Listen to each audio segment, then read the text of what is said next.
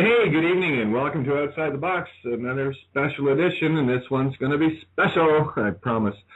Oh, my goodness. Yeah, I actually got an essay wrote today, got a whole bunch of stuff done, and I even collapsed due to exhaustion. Isn't that cool?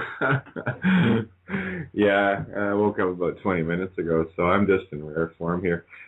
Just waiting for Denise to call in, and yeah, we'll go from there. And this is a call out for all the Rainbow Warriors tonight. And I was kind of hoping Tony was going to jump in, but no worries. Sit back, my friend. It is midnight where you are, and you've worked hard enough this week. I got the reins on this one, and we're going to go off onto different tangents tonight anyway. Because we got to make this planet inclusive, you know. And this is one of the biggest problems that we've all had. We've all been so busy thinking how different we all are, and look how special I am, look how special you're not, kind of bullshit mentality. And really what it boils down to at the end of it, we all bleed red, we all feel pain, we all cry when we're hurt, we all laugh when we're happy. And you find me another human being that doesn't do that, and I'll find you something that isn't quite a human being, I promise. Anyway, and that's really the basics that we have to get back to here. So there's a group of people on the planet specifically geared to do this kind of work in a very different way. And it's not that it's special. It's not. This is, and I really need to get this across to people because too often I've heard, these different special interest groups, and they all crying, the blues for. There's Tony. I'll bring him in. Crying the blues for their particular cause or that or whatever, and it's the overall picture that people don't get, and they're missing the point. And when you miss the point that is like this, you are at the mercy of the system because they have you in a perfect divide and conquer. So what we try to do here is bring that bridge to everyone so that everyone crosses it. So tonight I wanted to focus a bit more on the nature of being that I am, and to bring in the LGBT community, because it's a particularly open-minded group, more open-minded than most would have to say, and that's exactly what we all need to do. We all need to dance our dance. We all need to be, how do you put it? We're all individual. We all have a song to sing, our own particular song. I love that the movie Happy Feet. You have the penguin that can't sing, but he sure can dance. And he was ostracized because he wasn't like the rest of them. He wasn't normal, as they would like to put it, which I find kind of ironic. But anyway, Tony, are you there? I got you unmuted here, so I want to jump in. Yeah, caught me a little bit by surprise tonight, Kate, but yeah, I'm here, bud. How's it going? Yes, good. Again, this is tonight of all nights. I mean, we spend so much time, working so hard, with so much intensity throughout every day.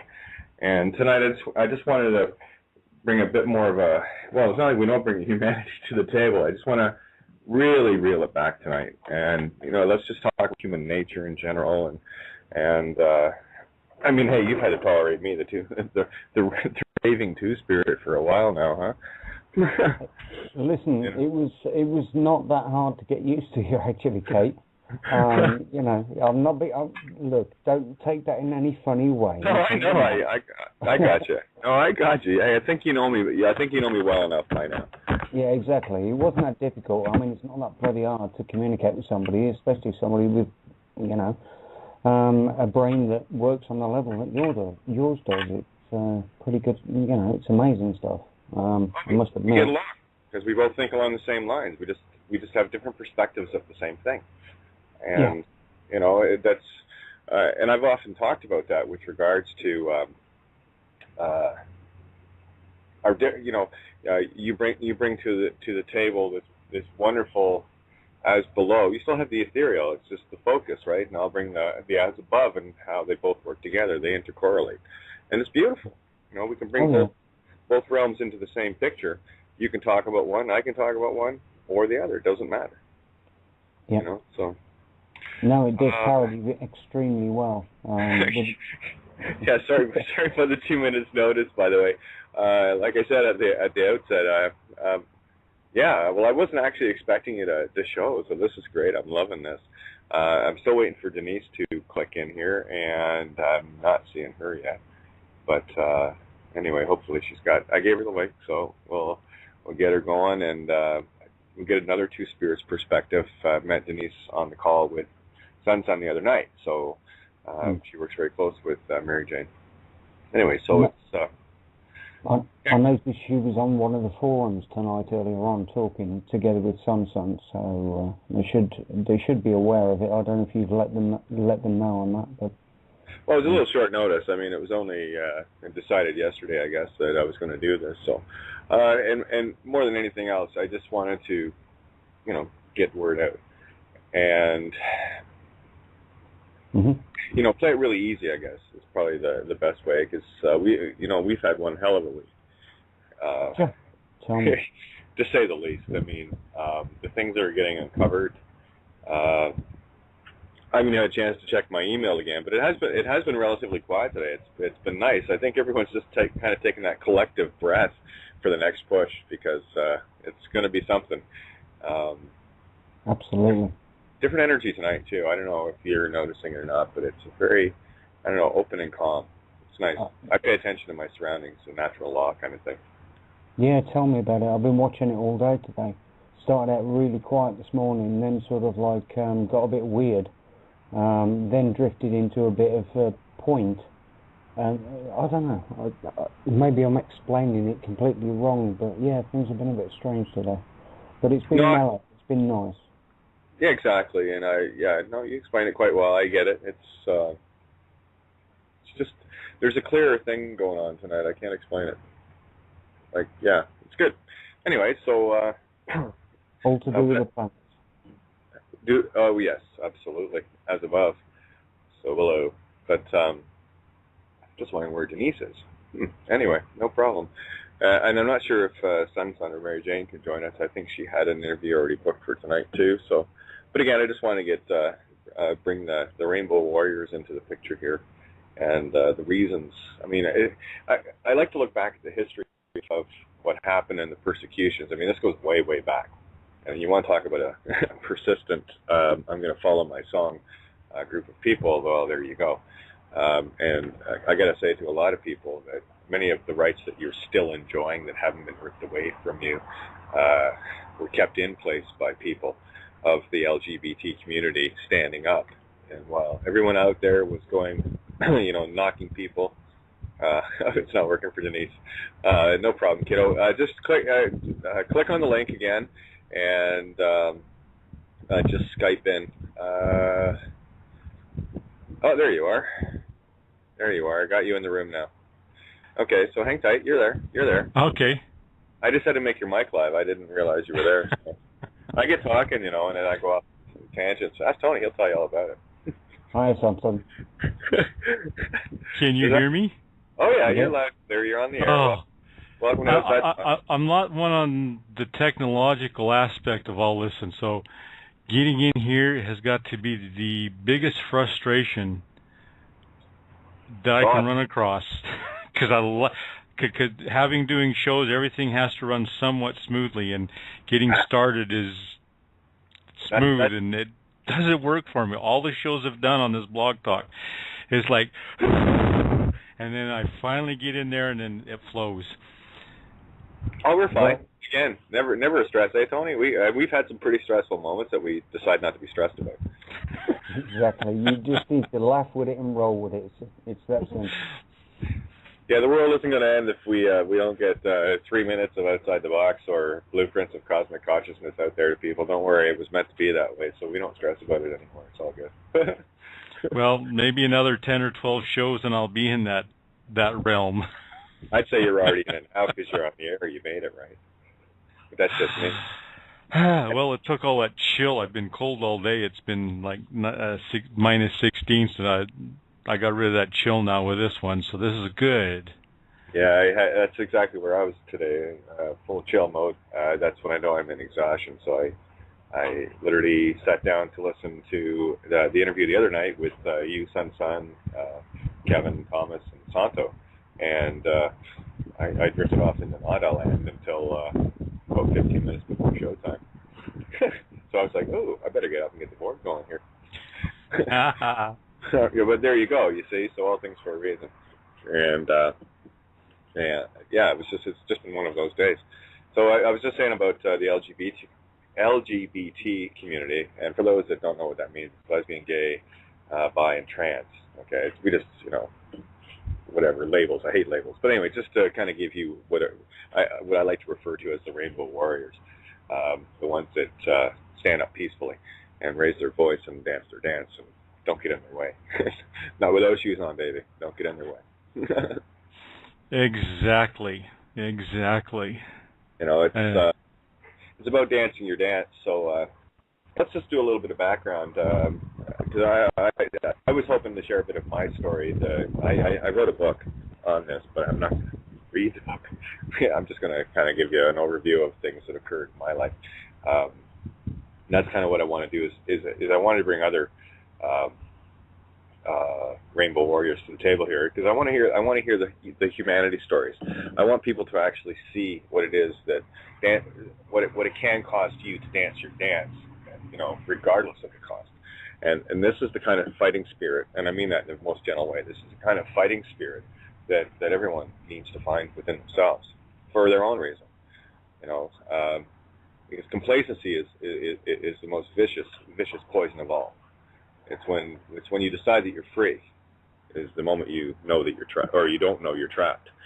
So you have to be constantly vigilant, and that's one of the things that I got to tell you. I don't know about you, Denise, but throughout my life, I've been constantly vigilant, because we pigeonhole ourselves into a certain way of thinking, into a certain way of being, a certain way of acting, in order to go with the flow. Don't want to, rock the boat, so to speak. I have been there. Being raised in southern Alberta, in the Mormon country, and raised Mormon, and always being aware of what was going on around me on one level or another, because when you're a year and a half old and we are listening to the conversations of the adults in our lives, and we understand what they're saying, we also understand what's going on within inside us, but we haven't got that ability to speak it properly, and we have to act everything out at that age, and so we're literally on a stage at that age in our lives. Everyone is, and so I knew who I was, but I didn't have. You call them labels, I call them terminologies. And I remember, always wanting to be in my mom's closet and being given a licking because I got in the closet, but that's where I wanted to be. I remember 2 years old when I got my first doll and how excited I was. But I also remember how when I got around different groups of people, a friend's birthday party, one of the neighbors a year younger than me, his birthday party, I didn't like to be in the crowd. I didn't want to be there because I'm picking up what they're thinking, not what they're saying, because they're not wanting to hurt me, but they're not comfortable with who I am when I am being myself. So I learned at a very early age how to have people comfortable around me and how to hide part of me. And it got old after a while. And when I got old enough to be at home on my own, the weekends living out in the country, the Saturday afternoon was my time for this little girl to come out and explore. And then I would hide. We lived up on a hill, so I could see when they would be coming. My parents were on a pretty good schedule, so I knew when they would be coming home. I knew when to have all of my mom's clothes back where they should be, all folded nice and neat, and go into the next day into not liking myself and regretting what I'd done and going into the aspect of beating myself up. Going through the week, never going to do this again. And come Saturday, I couldn't wait till everyone was gone, because this girl had to express herself.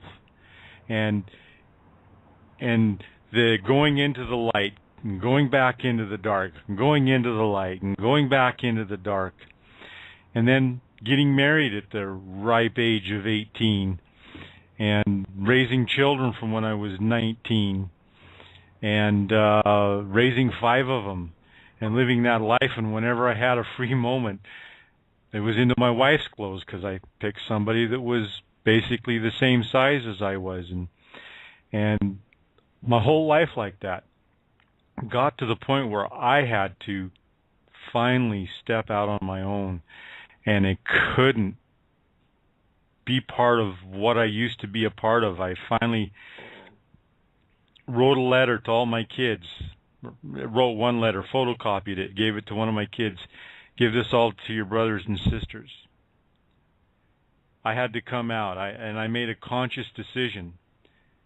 If they didn't want to talk to me again, that's fine, because I was not going to slowly die anymore. I was going to live my life. Yeah. And that's... Go ahead. I just wanted to jump on that point a little bit. So I'm keeping an eye on the chat room here. So, yeah, that's one of the things that we get confronted with at a very young age. I don't know about anyone listening right now, but, try to imagine being, 2 or 3 years old and, feeling extreme shame. That might sound a little bit outside the box for you, but I have to tell the people that are listening, this is not something that you just suddenly wake up and go, oh, I think I'll be that. No, you're born with it. This is the nature and the essence of exactly who and what you are, and you are in constant conflict. You are at constant war with yourself, and it is the community that we are part of. The most common comment comes up with me is purge. We purge. We constantly purge. We, you fight to maintain that which society and quote normal unquote expects of you, and you spend a lifetime and you literally bow to it constantly until you can't bow anymore. You just can't, and this is one of the reasons why in the trans community, particularly, has the highest suicide rates, because it is such an intense. I can't even. Really, there are no words for this. I don't have to say it to you, Denise. You get it, and I know Tony does too. And that's not to exclude Tony, because Tony's been hanging out with me long enough, and he's been witness to a lot of things that have happened to me and how I've had to cope with them. Beyond this, it's coming to terms with that which you really are at the most pure essence. I mean, I can look at anyone and go, "There's a being." Male or female, depending on whatever meat stick they're wearing, okay, is the illusion. But until I meet the being, I put it to people this way. You see, nothing. The only thing that changed about me was your perspective, not mine. I've always been me. I'm just showing you who I am. So nothing changed in my realm. Nothing changed. Which is kind of when you stop and think about the dichotomy that it is. It's quite large. It's quite a big paradigm shift for many people. But at the same time, and someone had mentioned in the room about it sounding tragic, it is the greatest curse and blessing that you could ever dream of. That's how I look at it, because I got blessed with a duality perspective, working in a singularity. So I get a chance to. I'll tell you what, Denise, you know this for a fact, just as we got inside scoop on girls, you know how to communicate, right? And I remember one of my first close friends, as soon as I told him, he goes, "Oh, now you make sense. I was wondering why you sounded like my wife." You could always find me hanging out in the kitchen with the girls. That's where I preferred to be. It's just better conversation for me. Well, being raised on the farm, it was just a little different for me, because, got to do so many things with my dad, and I loved hunting. I love shooting the gun. I had a doll. I remember when I got my first doll, I still had that doll when I started grade 1, and I remember the one day just before school started, I put my doll in the basket of my bike and I went down to my cousin's place, which was a half a mile away, on my bicycle. And he said, "Let's go for a bike ride." And I'm just being the girl in that moment, and we get off a couple tenths of a mile away, and he goes, "You can't do that anymore." And I go, "Can't do what?" I didn't have a clue what he was talking about. And he says, "You can't play with dolls." And I go, "Well, why?" He says, "Because boys don't play with dolls, and you're starting school, and you can't do that anymore." And I remember getting on my bike and riding away, and I shut down that 6-year-old. That 6-year-old, I believe I've picked that 6-year-old up in that part, but I shut that 6-year-old down, and that's where that 6-year-old stayed, was in that spot out on by that field way long, almost 50 years ago, 51 years ago now. And it's what we call a split apart in the work that I do, the intuitive body work. That's a split apart, and every time we hit some sort of a trauma, we split a part of us off, and we split a part of us off. And now we have to go through the work of retrieving some of our parts to make us whole. And as I tell the clients that I work on and people that I'm around, it is so important for us to be whole, because when we're whole, we are now holy, and that's not better than. We're all working at wanting to be our best and bring our best forward, and adding to the whole of humanity, as you said earlier, to create a world where we can all be happy and enjoy one another. And that doesn't mean we have to fully understand one another, but we can enjoy one another, and if we don't enjoy it, then we have the common sense to go, "I don't understand who or what you are, and because of that, and until I get that understanding, I have to walk away from you to allow you to be you."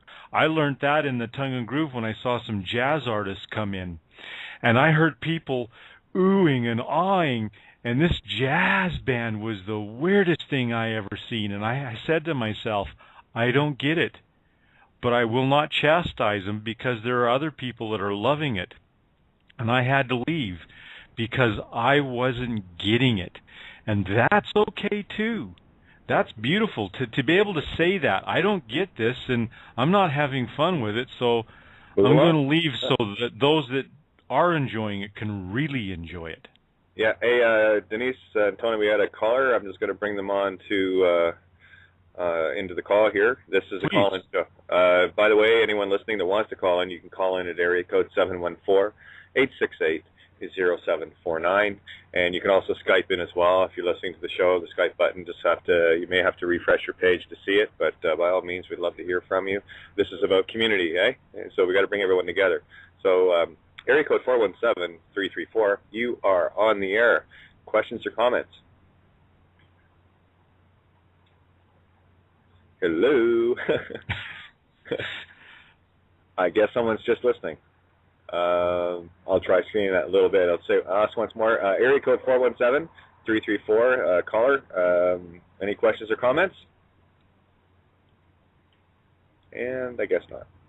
No problem. I'll just put them back on hold. Anyway, enjoy the show. Okay, so a couple other comments in the room here. I'm just trying to stay on top of stuff as we go. Let me get back to it here as soon as I can see it. Yeah, I would love for you to chime in, Karina. We'd love to hear from you. You're an absolute hoot in the Skype rooms, I will tell you that. Between you and Peter, man, you get me chuckling some days. Unbelievable. But let's get back to the point at hand here. And really it is. It's about us trying to be whole. And yeah, of course, holy, right? And of course, where does creation happen? In the void. That's why I love the word whole with the W, as below, right? The as below holiness to the as above holiness. So it's really, we all have our own paths to walk, our own quest to be on, our own quest ions. And I did want to address one thing that was brought up in the room. It is very pertinent to this. It may not sound like it's on subject, but the question was, with everything that we do, it is all about intent.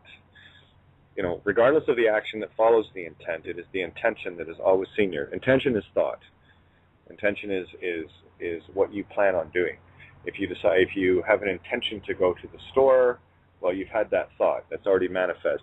It's now up to you whether or not you get up off your butt from the couch to go to the store. It doesn't matter how you get to the store. You can walk, you can take a bus, you can take a train, you can take a car, you can do whatever it takes depending on where the store is. Regardless, the intent is still to go to the store. So intent is always senior to all things.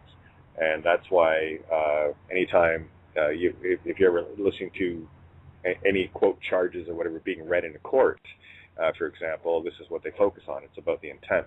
And that's one of the reasons why, and I hate bringing this into it, but it's one of the best analogies of it. It's why they have something like a murder charge can have 4 or 5 different layers to it. You know, involuntary manslaughter, vehicular manslaughter. And it doesn't matter. It was shooting or whatever. It doesn't matter. It was what was the intent, and that's where it goes down to. And when the intent isn't there by the individual, they have nothing. So that's really what they're looking for. They're looking for the intent. In as corrupt a way as they do it, that's what they're looking for. But anyway, I just wanted to bring that point up. That's very profound.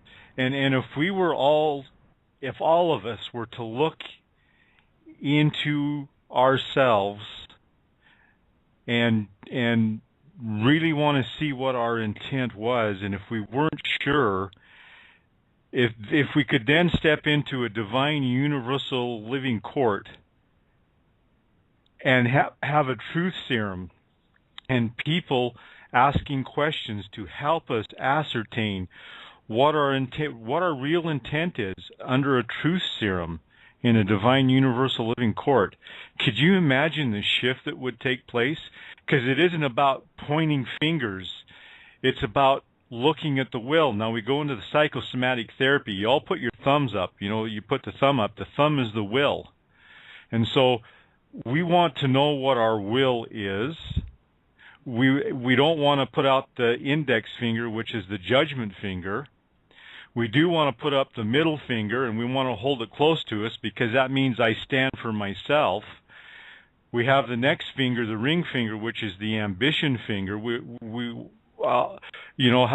the length of that ambition finger? And then the last one is the communication finger. And as I look at my hand, I notice for the longest time, just as I was going to say something, I would fall off, and my finger has that shape to it. My little finger has that shape to it, where I would never communicate who or what I really wanted to be because I was scared of people. I wanted to be liked. We all want to be liked. I can't explain how neat it is now that I live 24/7. I wear skirts 99% of the time. I go anywhere I want to. I had to go across the border here a couple of weeks ago. What a profound experience that was, to be dressed up the way I want to be, cross that border with my passport in my old male name because I haven't got things shifted around, and I wasn't hassled because I was standing in my truth. Yeah, you won't get hassled. That's what people need to know. They need to know that once you stand as who and what you are, you become the how do you put it? Well, you've taken control back. You've taken, this is who I am, and nobody's going to tell me who I am. Taken ownership back. I think, yes. And I learned this when I first started coming out and traveling up to the big city here at Calgary and being around the Illusions Club. I would come up and I'd come up here to get dressed and one day I just want to wear the earrings up there. So I put my earrings in and actually I had some nice clip-ons at the time. And I'm wondering, who am I going to meet on this 4-lane highway on my way up? I hadn't been 20 minutes out of Lethbridge, and lo and behold, I see a vehicle coming down the road, and it's that gal that was in the office next to me where I did massage therapy work, and I pull the earrings off and I'm looking at the vehicle. She's gonna notice me. Oh, she's gonna notice me. And I look all the way and she goes by and she never even looked at me. And I'm going, oh. And so I put the earrings back on and I got enough courage up just to leave them on. And I'm noticing as people are going by me, they are so busy in their own world that they don't have time to even pay attention to me. And that was freeing. That was so freeing to grasp that. That's exactly why I like to wear short skirts, because I got legs to die for. No, to live for. We don't die for anything anymore. We live for everything. Die in Latin means day, as in daylight. So, okay, if you want to put it that way, I'm not into Latin, but I listen to the frequency of the voice when they say die for, and I go, why do you want to die? Well, every day for me is a great day to die, to bring the light. That's, again, every word means its equal and opposite. You'll get used to me shortly, Denise. I like taking all the spelling and all the magic out of the nonsense that they wanted to control us with. Oh, I actually like that, but I like to live, and that's where I'm at, because I was dead for a long time, and I like to live now. It's fun, eh? It's nice to be. It's just nice to be, and that for most people is probably a big stretch for many, and something as simple as even the story you just shared, and that carries across so many different arenas, and it's like I've got a couple of friends that are mirrors, and I hate using the term male to female and female to male, because it's not. What it is neutral, regardless of what the body might say as the intent, which it's not. It's an end result. It's a construction. The true intent is what is inside. And if you want to go to the Kabbalion, to the seventh law, that's the law of gender, in that everything has both. And what has happened here, one of the greatest divisions we have, is the division of thinking that we are one or the other, when in fact we're actually both, and we need to embrace the essence of that which we are, versus the body that may represent it. Yeah, Tony, what are your thoughts? I mean, you've been hanging out with me for a while, and you've had an interesting life. You've seen a lot of things. Actually, I'd love to hear your perspective, and because you said at the outside, it's like it wasn't that big a deal for you, which it wasn't. That's why. Again, intelligent people get this. They really do, and it's only the ignorant that are still caught in the paradigm of judgment and I don't know. Ignorance is the only word I can think of. Yeah, go ahead, Tony. I don't know how to start. I don't know what to say. I'm just going to go with what I'm sort of like feeling on this and hearing on this. The basic situation, I'm brilliant with words like that. No, I start off and I start in one direction and I don't really know where I'm going to go with it. All I'm trying to say is, all the time I've known you, Kate, you've had an inner strength. Your inner strength is massive. It's an absolute terminator. And it comes through, never mind hell or high water. It's who you are inside. And I've always picked up on it. Now, how have I picked up on it? It's in your voice. It's encoded in every word you say. It's encoded in the delivery. It's encoded in the harmonics with your words. And I just picked up on it, and I always have, and I always will. Initially, it was subliminal, but I just knew it was cool. Yeah, I resonated with it, and I understood it. And I've never really analysed it in this depth until tonight, until I've heard Denise talk, because I've managed to do the same harmonic scan, the same scan I did subliminally on you, not knowing I was even scanning you. I was just reading between the lines. and reading between your voice. And when I've heard Denise tonight, I've done the same thing, and then I've realised the comparison between the two. And I was like, oh my God. And then in the middle of that understanding of those two positions, of those two characters, both immense in their own right, but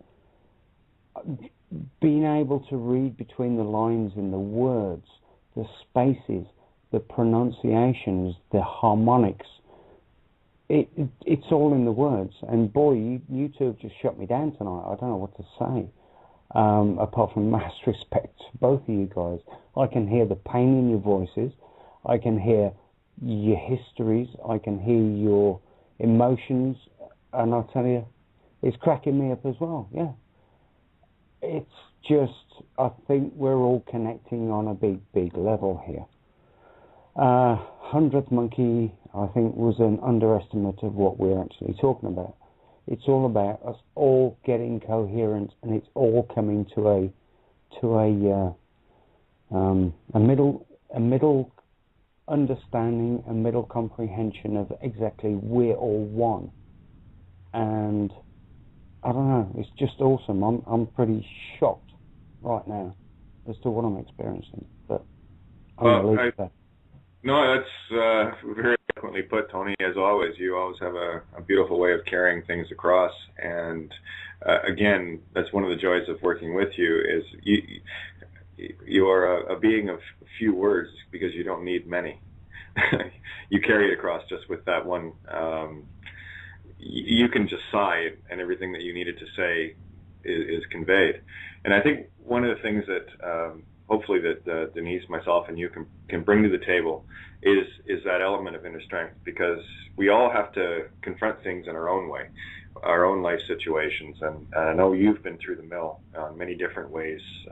And again, from my perspective, Tony, listening to you, I see the correlations, and it all, it's the same story, just lived differently, And I think one of the intensities that, and I prefer to use the term two spirits, but at the same time we are still singular. But what the two spirit can bring to the table is just a middle ground, and that's all we're trying to do. Anyone who wants to know how to get through hell, just talk to one of us. We've been there and back. Anyway, the ones of us that have actually survived, that didn't take our own lives, because it does get that intense, and I've had those days where it's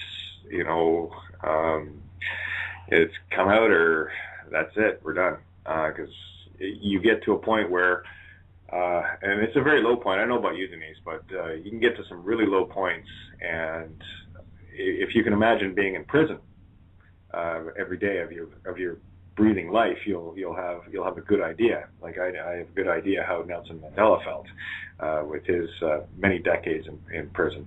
In that, when I finally came to terms with me, I mean, I got shut down a bit younger with being raped.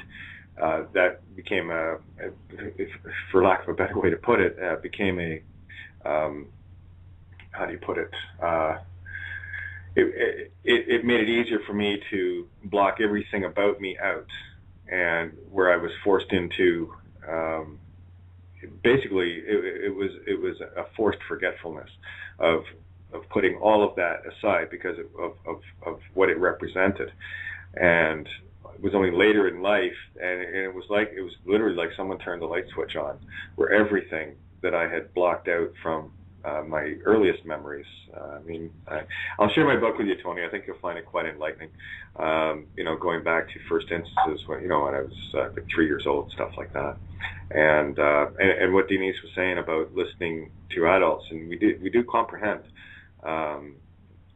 what is going on, and even at that age, we're still we're trying to find our own way into fitting into the niche of family or society or whatever, but really to experience at such a young age any concept of shame is probably mind-boggling for most.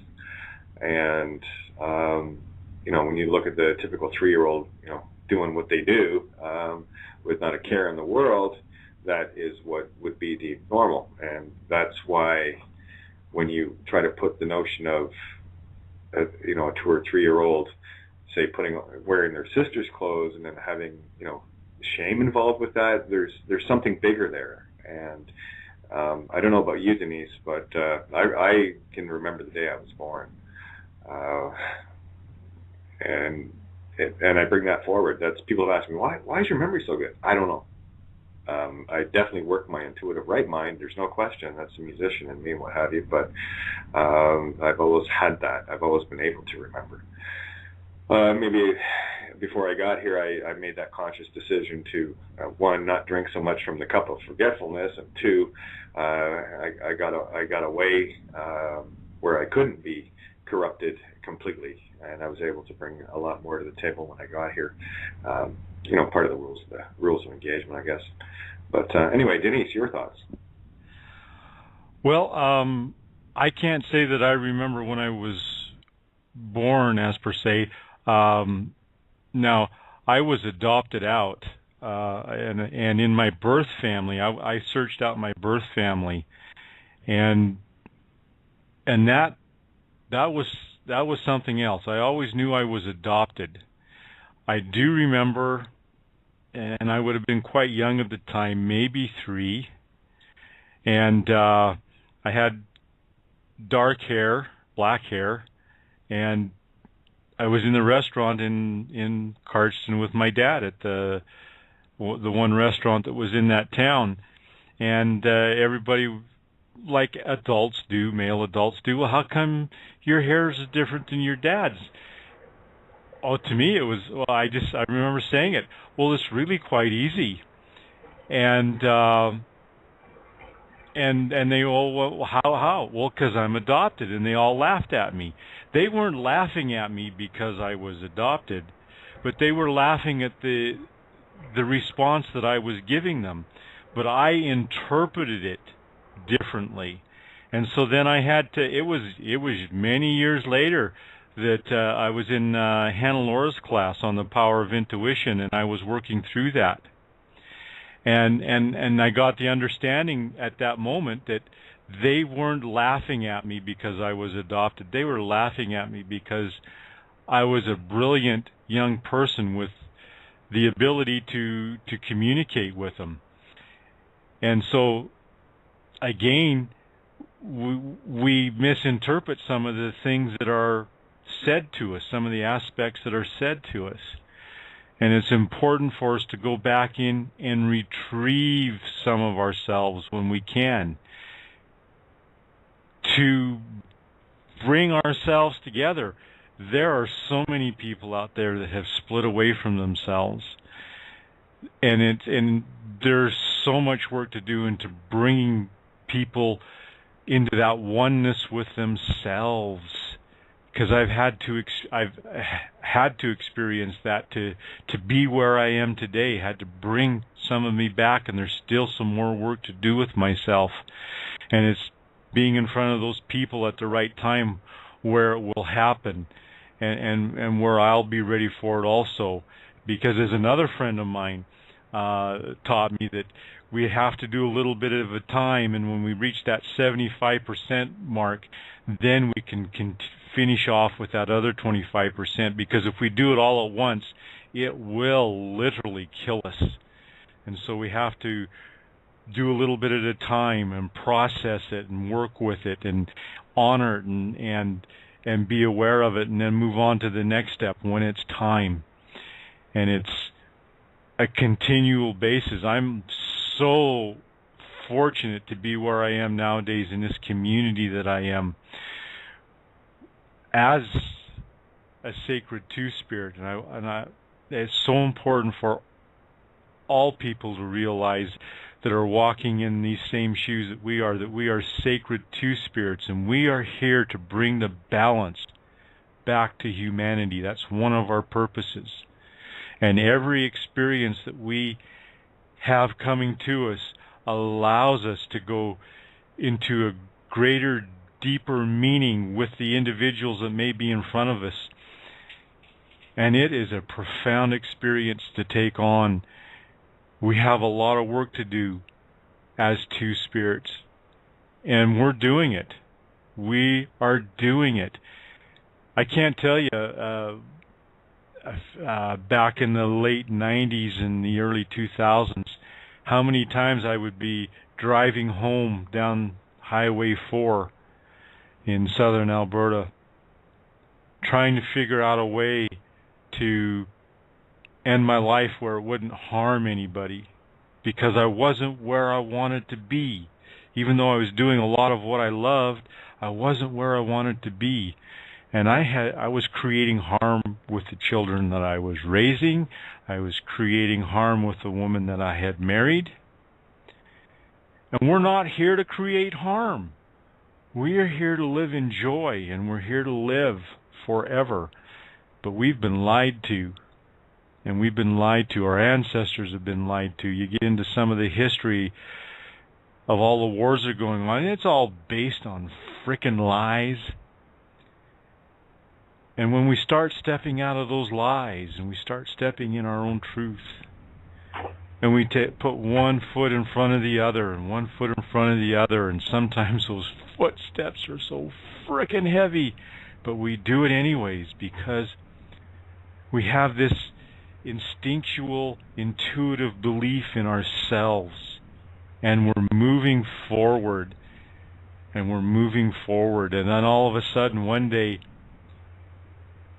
we meet someone like I've met you the other day, and it was like, wow, I'm not the only one. Because I remember before I got on the internet, the only term I knew was cross-dresser. Yeah, there's a lot of different terms. and that's all I knew at that time. And I got on the internet and I went, wow, I'm not a freak. I'm not a freak. There's other people out there like me. Wow. There's hundreds of thousands, if not millions of us now. And speaking of which, I have another two spirits going to join us, Karina. You can unmute your mic anytime, hon, and welcome to Outside the Box. This is the first chance I've had to get Karina on the air, so we're going to kick her. Sorry, bud. So let's hear it, Karina. What you got? Well, not much. Can you guys hear me? Oh yeah. Okay, good. Well, no, good to say hello and glad to be part of everything that you guys do, and it is an experience. Of course, I am a two-spirit as well. Of course, born into this world with the awareness of what I was, not really sure of what I was, and yeah, it's been a long discovery process. Basically, I really didn't realize that I was different until it's like 4 years old, 5 years old. My mom was taking me off to gymnastics, and I'd asked her when I was going to be able to dress up like the other girls, because I'm tired of wearing these shorts and stuff, and she was like, well, you can wear those clothes, but you're not a girl. I was like, what? Wait, what? It's like, oh, what is this? So I put on the brakes, and then, yeah, I was like, I don't know why it was so confusing for me. There was a girl down the street that was really androgynous, tomboy. I would hang out with her a lot. So maybe, gender was just totally blurred for me, from the start. And so, but yeah, from right there, and then soon after, my dad teased me about some shoes or something. So yeah, I kind of was like, from that part on, it's like you learn to become an actor, and you learn to put on your face when you go out into the world, because there's things inside of you that you're not so sure about, because the signals that you're getting, they're wrong. It seems like, if you really expressed yourself, it would be wrong. But yeah, agreed, totally. And that's part of the road we walk. And I think that the easiest way to convey it to everyone out there is, imagine every day is Christmas, and you're waking up Christmas morning hoping for that new puppy, and you find a chunk of coal. And that's every day. That's not once a year. That's every day. It's as I've described it to people. The only time I get to be free in me is when I'm sleeping in my dreams, because that's when I am completely and all me, and I wake up to the nightmare. I don't go to sleep. So it is a mirror world for me, and I'm sure you guys can feel the same. And there are many like Tony and Santo and so many others that fully grasp that duality mirror, and they can see it in the mirror too. So that's when I look at people like Tony and Santo and so many others and say, two spirits. They're, it's where they, and it's not a judgment call or anything. It's not. It's an observation, and it's an observation of joy. It's like, in as much trial and tribulation that we go through, just for the mere selfish want just to be yourself. It's there's no. I see. That's the thing. I run out of words many times when I speak of this. But when I see others really coming into tune with both aspects of themselves, where you've got that beautiful masculine strength and that incredible feminine softness that just merges together into this perfect being, it is wondrous to behold, because you can see the strength of the electric and the beautiful compassion of the magnetic coming together, and it empowers both. And it's just, it is, for me, it's beautiful to witness, and I see it many times. I see it more now than I've ever seen it in my life. And yeah, Tony had said it earlier, things are changing, and we are getting into that balance where, regardless of the meat sticks we wear, people are starting to see the beings now, the most beautiful light beings of pure electromagnetic energy that we are, as part of creation. And for me, it's beautiful. This is one of the reasons why I wanted to do this show, and I do want to do something ongoing to bring this perspective more mainstream, where everyone. That's what I my little post there when I announced I was going to do this tonight. That there is nothing exclusive about this. This is not about if there's two spirits only, this only that. No. This is for everyone, because if truth be known, we're all two spirits to a greater or lesser degree. Not one better or the other. We're just at different perspectives of the same duality. And all I'm trying to do is get people to see the most beautiful other side of themselves. They're missing half their own show. It's beautiful when you see the whole picture. Can you imagine walking through life watching half a movie? That would be kind of stupid, wouldn't it? Yeah. We're just watching the whole show, and it's a show that finally we can start telling people, here, did you see that scene? Yeah, that was pretty cool. They're starting to get it. It's when you hear... There is nothing more impassioned than to hear a man talk of love, and from the purest, most basest areas of their soul, where it literally, because the message is so strong and it resonates so deep, that it brings them to tears of joy. That's magic. Yeah. Kind of like females, they're on the same level when they can stand up and hold their ground and be tough instead of being, the stereotypical little, pansies that they are made to be, and bending over for men all the time. But and it goes far beyond gender too, it's a realization of, the light that is within yourself, and that expression that needs to break out of the mold, that has been set for you by our societies. You're seeing it all around. You see people expressing themselves in all these different ways. They aren't just wearing white shirts and ties anymore and shaving their heads, and going to work. It's coming out. You're seeing people starting to react to their inner light. But as a transgender, we really encompass that light. And well, yeah, it's we're living it. There's nothing I love to see more than, I'll see someone with this flaming red hair, like we're talking the pink red, just whatever, and I'm going, oh, that's cool. I wonder what the perspective is to look in the mirror and see that in the morning. That must be fun. And then you see, I got to say, I got my tattoo in the summer, and the gentleman that did it, beautiful artist, Bull, oh my God, and the art that he has in his body is just like, wow. And I love seeing people that express themselves. I don't care how you express yourself. Dance your dance, happy feet, But I can see the joy in what it is they're doing. It's another friend of mine. She has, I forget how many tattoos, and she says she's not. She considers herself a canvas for other artists, and that in of itself is pure art. And where she's being the artist to be the willing canvas, and she carries it so well. And so much fun, And when people can finally just, instead of looking at others expecting them to be what everyone has told them that everyone should be expected to be, and just look at them and go, that's kind of cool. Maybe I might try that, maybe I won't. Is that something I would do or something I wouldn't do? Who cares, And again, it's just let it be. Observe and go, cool. That's neat. That's a perspective I can have, and I could probably do that. But that's not my thing. But do you know what I mean? It's about observing and seeing how it fits with you, not to see how they fit in with society. Is how do you fit with them? How do they fit with you? Exactly. As soon as you don't have judgment, as soon as you can let that go, and you can just look at someone and go, cool. Wow, I wonder what it's like to have that perspective. Because it's one I don't have. That's kind of neat. It'd be like walking around collecting perspectives instead of walking around going, freak. You know what I mean? Yep. Different angles, different angles of light. You're seeing them all differently. Exactly. All the different. I got to ask, do you guys listen?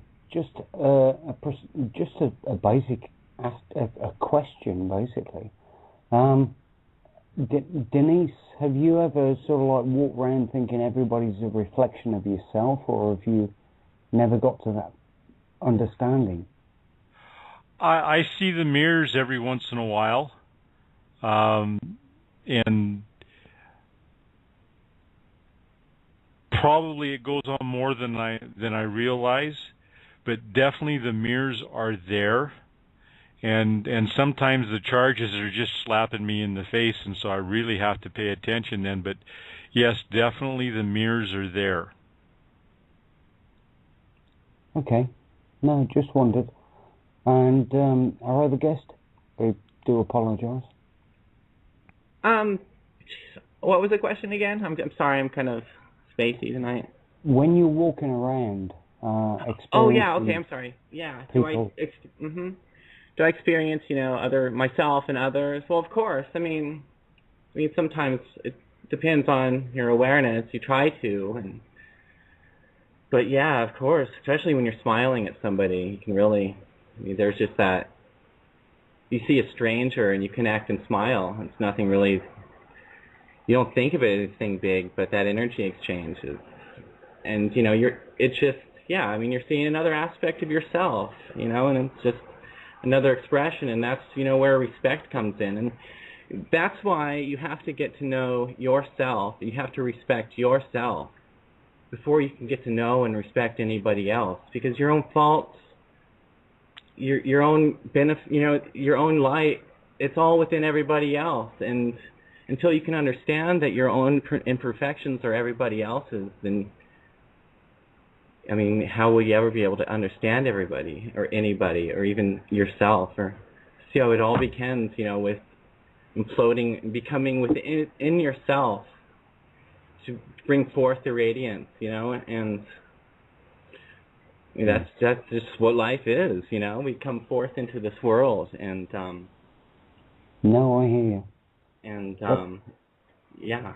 So. That's why I'm asking the question. I can understanding the sounds, the harmonics, and it's posing questions to me, and therefore I'm asking you, is that the case? And then I'm getting the feedback. So yeah, it's awesome. It's just amazing from what I've learned in this brief conversation tonight, the amount of information. It's off the chart. It's incredible. Information overload. And that's one of the things too that I was saying the other day. It's like, instead of getting mad at someone, whatever, like say you're driving and somebody cuts you off, or just somebody does something stupid, or that you did something you wouldn't do, right? That we would assume to be stupid. I just look at it and go, some of the things I do, I'm going to have to fix that in the consciousness, and I take the responsibility for it myself, because when I can do that, it takes all the judgment out of it, because we can only judge ourselves. So when we start to wear these things, the only only when we can accept them and take them upon ourselves can we even remotely think to fix them. And that again, when we speak of the consciousness being of one, which it is, what part of the one aren't you a part of, right? And everyone else that is a mirror. Those things that we see in others that we may not like are the very things in ourselves that we need to reflect on and fix, because they might be things that we're doing perchance, just maybe. Sarcasm is this. Just by chance, yeah. Oh yeah, you know, I like using the aloof terms of, no, I didn't do it. You know, that kind of, you know, oh, who broke the window? Oh, it wasn't me. Yes, it was. You know what I mean? So get over it. Yeah. Well, like in our house with the kids, I don't know ate everything. Let me tell you. Who ate this? I don't know. I don't know ate more food in our house than you can imagine. Yeah, who ate the last 10 cookies? I don't know. Oh, there's an empty bag of milk sitting on the floor in the back of the bedroom. Say, oh, yeah, okay, you can follow the cookie trail, no problem.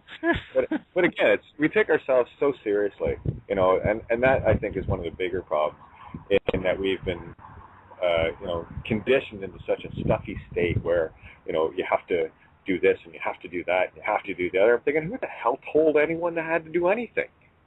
You know, if it was a good idea, then people would just jump in. But it's like this whole uniform thing, Tony. We've talked about this before. The whole uniform, it's where all of a sudden everyone puts on that uniform and they're all the same. That's one of the joys about of expressing that most beautiful essence that I am female, in that I don't have to just wear a T-shirt anymore. I wear whatever the hell I want. And it's great. Mm-hmm. I can, you know, hey, listen, I can put the work boots on. I can work on your truck. I got no problem with that. I can build you a house, and I can crochet you something nice too. Okay, so here's the joy of a two-spirit. In duality, you get to experience it all. I mean, why would you want to seriously, why would you just want to, okay, well, I'm just going to go watch the first half of the movie. I don't care how it ends. Or I'm just going to watch the second half of the movie, and I'm not going to understand why it ended the way it did. Why don't you sit and watch the whole movie for a change? You know, just be the observer. Just imagine for a day. Imagine. And it's one of the things, too. I don't know about you guys. I mean, we all know that New Year's for the LGBT community is Halloween, right? That is to celebrate those celebrations. Anyway, it's where you know, those that were, you know, still trying to come out had the opportunity once a year. It was like freaking Christmas. Okay, that's why we called it our New Year's, right? That was our New Year's batch. Anyway, where you can get completely dolled up and no one bats an eye at you. And then you talk to, you know, I've a lot of male friends that have done it over the years, and of course they'll talk to me a bit more openly now, in terms of, I'll just say, didn't it feel great? And they go, yeah. Yeah, it did. And of course you did, because you were expressing the freedom. Never mind what it was. But what you were finally doing was you were starting to experience the other side of the movie. And some of the stats out there, guys, I mean, I did a lot of research trying to prove me wrong, okay? And Karina and Denise, you listening, you know exactly what I'm talking about here. You go through your life trying to figure out what the hell is wrong with me. You know there's something about you. You know that everything doesn't fit right, but you're, again, well, with me, it was such a conditioning that I'm thinking, okay, there's something wrong with me. I'm not fitting in here. There's nothing, you know, and then you go through all the research, and then, you know, go through the biology, you go through everything, the science, trying to figure out what point of gestation did something happen, and you're looking for every reason in the book to prove that there's something wrong with you. And at the end of the day, I read this one quote, and it was kind of just everything I'd done just collapsed. And the quote was this: "That what you think is wrong with you is actually what is right with you." And I thought, damn. Okay. And you know, I spent a lot of time. I lost count of hours, you know, those.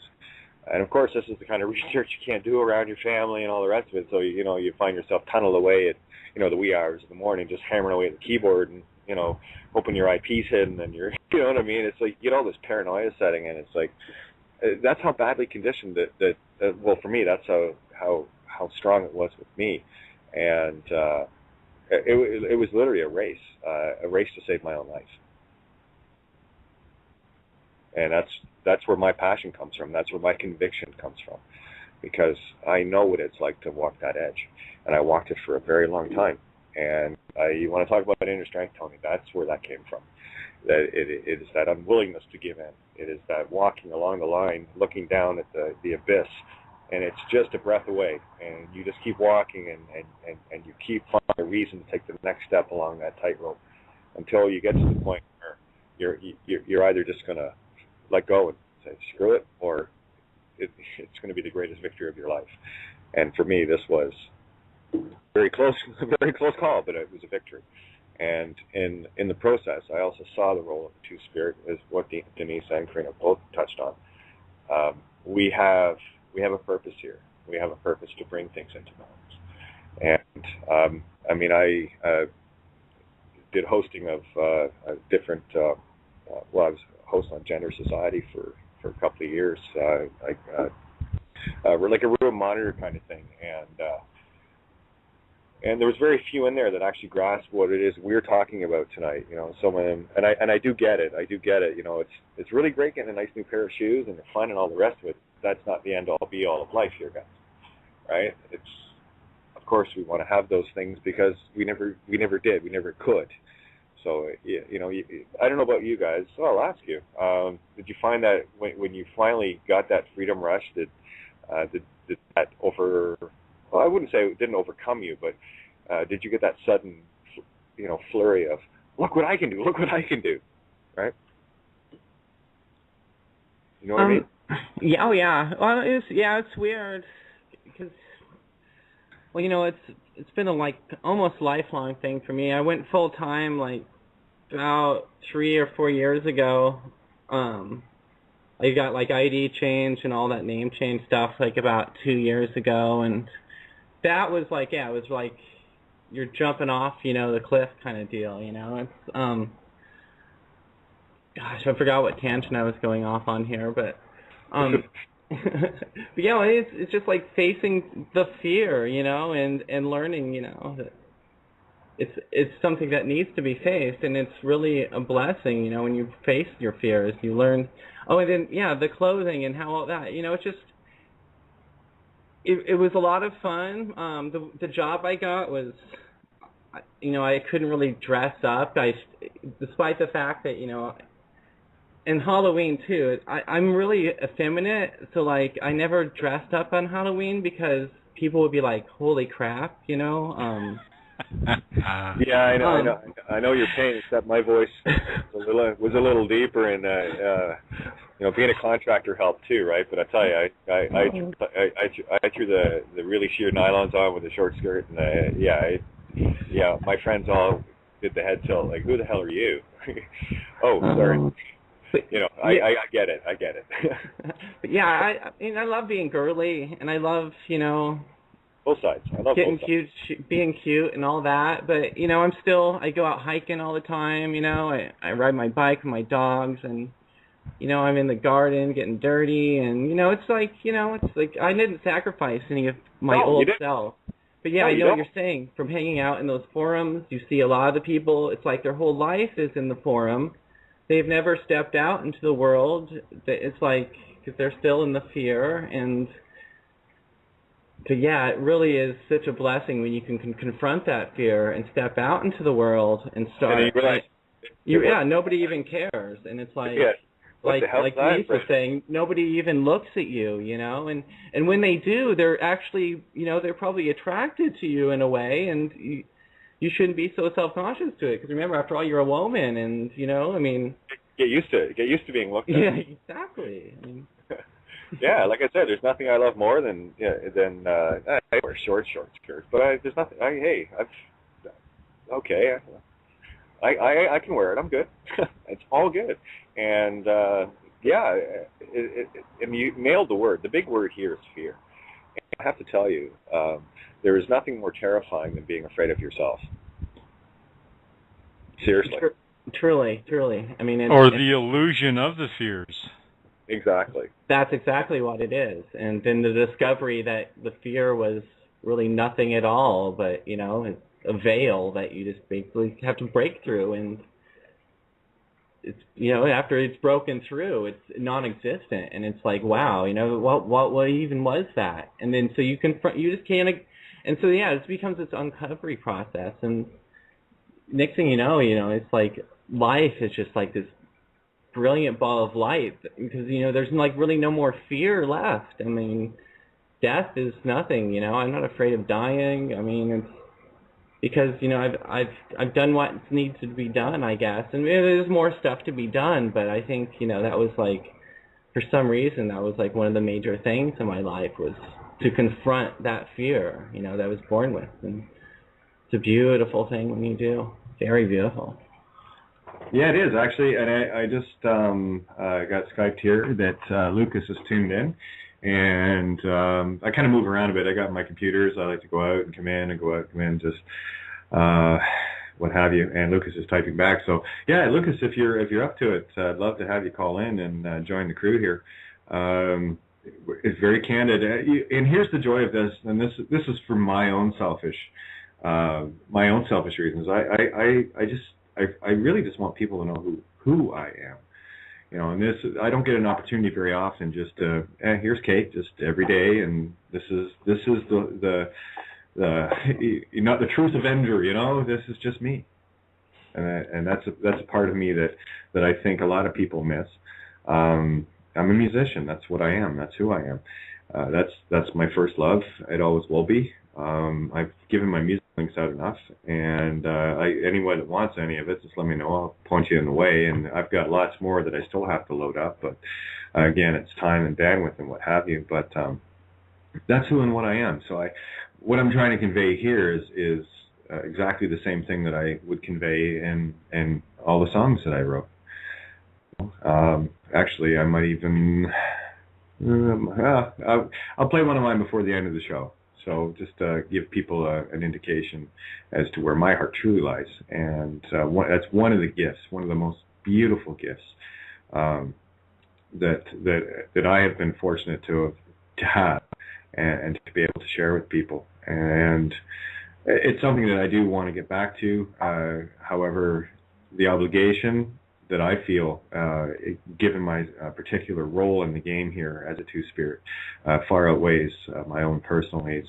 Right now I'm just singing a slightly different song, but I still have my guitar right beside me, so I'm okay. But anyway, what trying to work out, just press the call and Skype button. Yeah, log in via Facebook there, Lucas, and okay.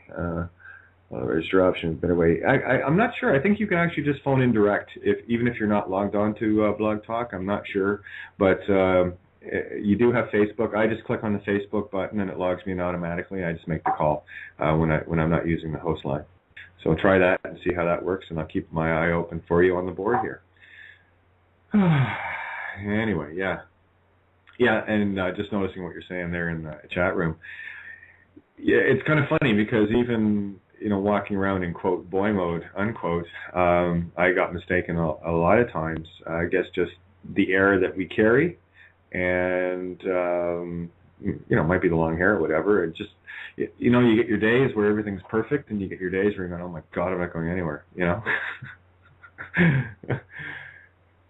You guys there, or am I just talking to myself? Yeah, I'm here. I'm also, you know, yeah, Still here.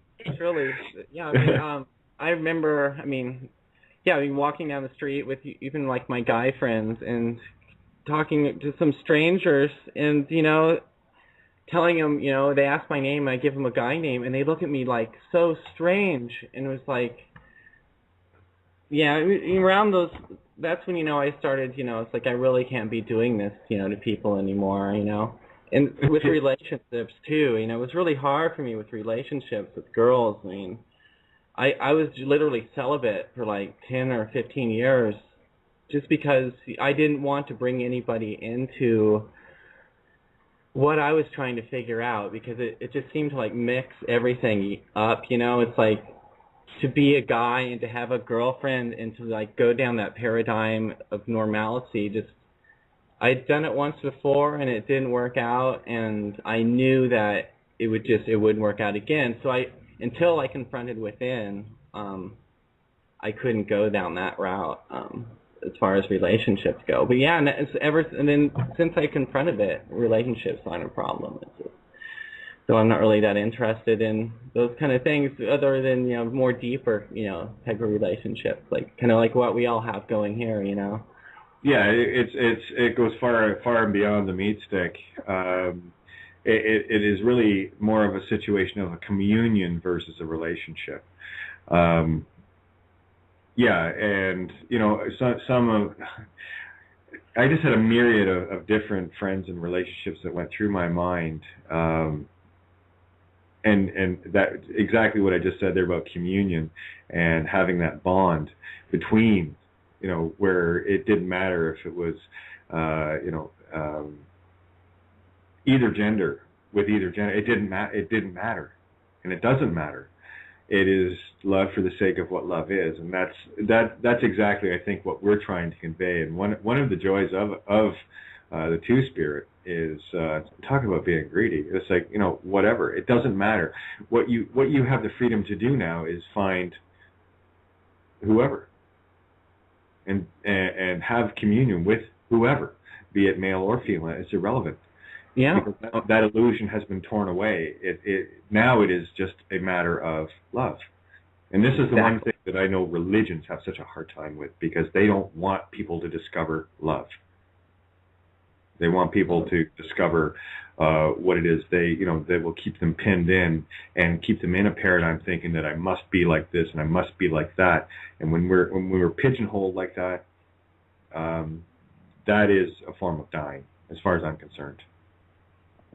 It is. A very slow death. Yeah, slow. The death of 1,000 cuts.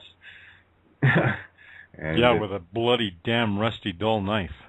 Yeah, if you're lucky, and it's not, and it's probably not even a real knife. It's probably a butter knife, So, and Lucas is trying to Skype in here, so I'll be patient and wait for him, and we'll get him sorted out. Don't worry.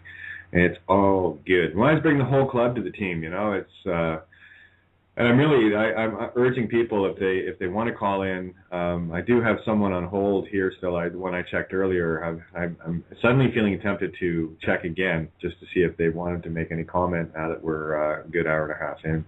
Check again. I'm going to check again right now while we're waiting for Lucas. So. Okay, so just unmuted the mic there. Caller area code 417-334. Do you have any questions or comments, or are you just listening? No, I do have a comment. I had to hang up before, so sorry I wasn't there when you said that. Yeah, it's all good. It's all good. This is really an interesting call tonight, because it brings back a lot of things for me that I had to go through, and I had to, to learn about myself. Obviously, when I came to this, when I made the decision to come here, I chose a love walk. And when you're raised, you're raised in a religion, and or you're raised by a family, you end up with prejudices that attach themselves to you because of the that path that you've gone through. And I can remember being in the Christian belief system, which I am no longer, but at the time I was, and I remember making this judgment on someone because they weren't a Christian. Oh my God, And I was standing there thinking to myself all these thoughts about this person, because they didn't believe the way I did, and geez, oh my goodness. And so all of a sudden I heard this resounding voice, almost like someone was in the room with me, saying, "And who made you the judge?" And I was like, oh. And I started realizing that here I was judging someone, and I had no right to, because it's not my place to judge somebody else, okay? So I had to go through that and stop judging people because they didn't believe the same way I did or think the same way I did. Well, in the same belief system, I was also taught that anybody that was a homosexual, geez, they were going to go to hell in a handbasket, and that's all there was to it, because they preferred same-sex orientation, and I had this really serious prejudice about it. And then I met this man in Canada, and I married him. And I was with him for about a year, and he introduced to me a lifestyle that I'd never heard of before. He was raised in a family where they believed in goddesses and stuff, and they were into that, and it's a sexual spiritual lifestyle. He introduced me to it. I was kind of reluctant to get involved in it, but because of him, I did. And I started meeting all these interesting people because of, because I was placed with different people to experience it. And it wasn't so much a sexual thing as it was, I started talking to these people and found out, oh my gosh, they're just like me.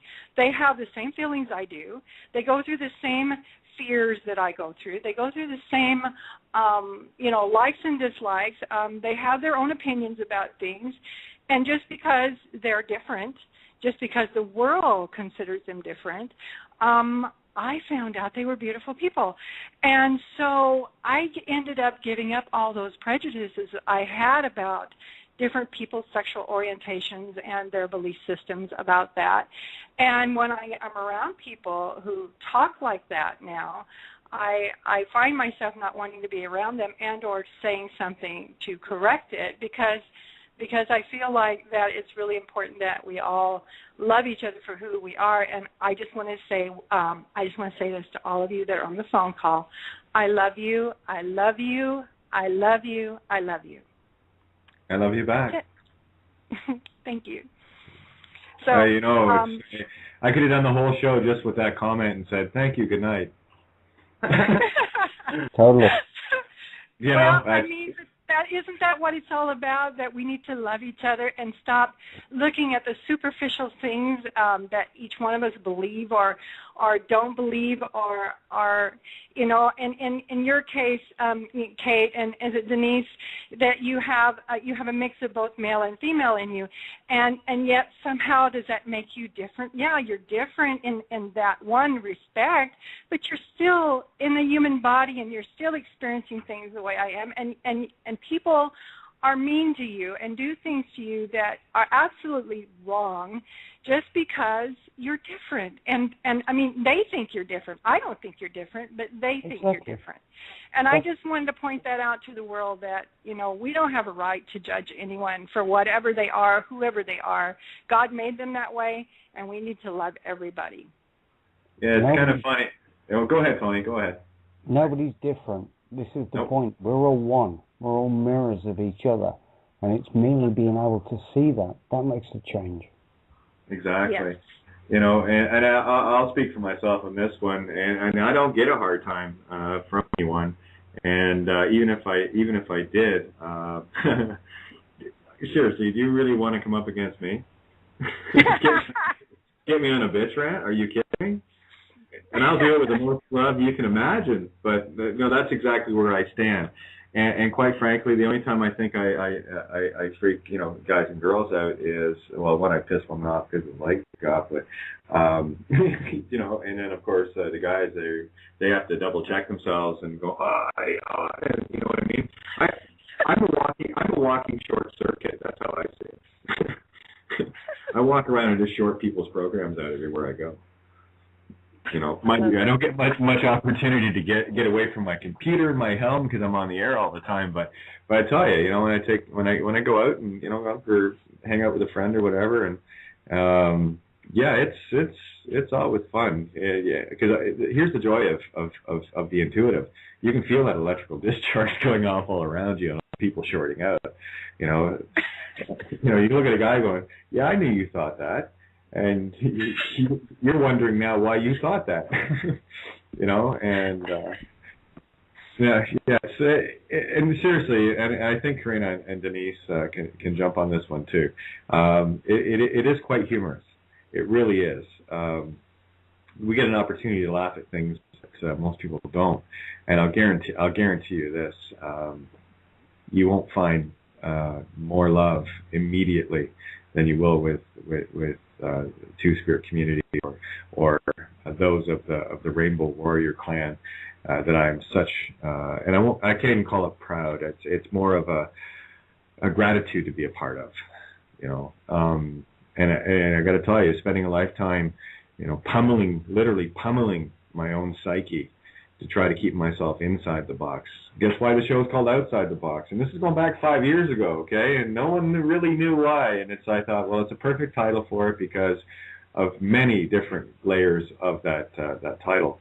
And really, it's been kind of funny how coincidental it has been in so many ways, eh, Tony? Depending on what we're talking about. It's an idea waiting its time. Exactly. It's just kind of funny, you know. But we didn't get your name. Who are we talking to? Who, me? Yeah. Spirit dancer. Oh, it is Sandy. Hey, how are you? Yeah, I'm doing great. I thought that was you, and I'm going. That sounds like me. Of course it is. You know, I got to tell you something, hon. I really got to tell you something. Yeah, you know, I can't even say it. There's no words here. Yeah, go ahead. Go ahead. What you just said basically summed the whole show up. I could have just done the whole show on that one comment and would have been happy with that. Saved myself an hour and 55 minutes of talking. Tell you what, Sandy, you have no idea how much you're appreciated, Beth. You really have not. Yeah, you don't. You couldn't possibly imagine. And I know you worked really hard at trying. Boy. Yeah, you can try all you want, but you might scratch the surface, maybe. So there you go. Anyway, I talk all the time. I want to hear you guys. We got what do we got here? We got half an hour left, so I want to hear a bit more from Denise and everybody and Karina. I'm still waiting for Lucas to get online here. I still haven't seen him show up, so I'm patiently waiting. But just in case, Lucas, getting on Skype, just get onto the page that you're listening to, refresh it, look for the Skype button once you're logged in with Blog Talk, and just hit Skype, and you'll show up on the board here, and I'll bring you into the call. We've got half an hour left. We'd love to hear from you. I want to get as many in on this call as possible. And for those listening, you can call in at area code 714-868-0749. Anyway, take her away, guys. Experiences, what have we got? Well, let me read a piece that I wrote here just on the 25th of October. And it's called I Am a Two-Spirit. I was born this way. Who are you to say how I'm supposed to be? I've been this way since I was able to remember, which is always.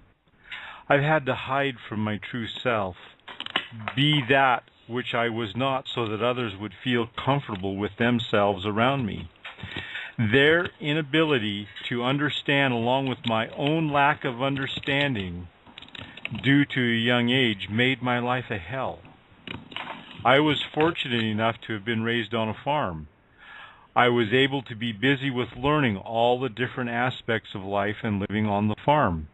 There was never any lack in what to do. There was always something to learn, to gain experience with each job and chore, then to improve on everything we did, to experience making work a flow, easy, almost intuitively being at one with all that was around us in the moment. What is the purpose of a two-spirit? We two-spirits are to bring in the balance of the male and the female. I understood I was different from an early age, like a year and a half old. At this age, we rely on our guardians to teach us about our true self. This is where a manual would be nice. And having raised 5 children, I see where this could have made a difference in how I would have interacted and how I would interact with myself, understanding now that each child would have need for their own manual. Understand this was a time in my life when I was hiding from my true self, scared to speak and express my all of me. I had no one to talk to about me, my awkwardness in being a two-spirit. I was approximately 41 years old when I discovered the term two-spirit. Thank you, Wendy Susan Parker, for your article on the two-spirit people. That set me free. It started a journey that I had actually been living my whole life.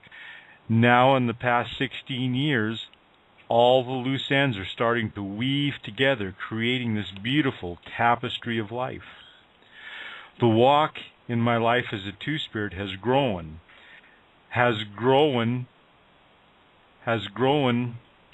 to profound ways of being, responding to all of my abilities. Yes, there are many, those abilities. Responding to my abilities is the basis of being responsible, intuitively aware of what is needed in the moment, allowing each individual to experience their own walk and truths.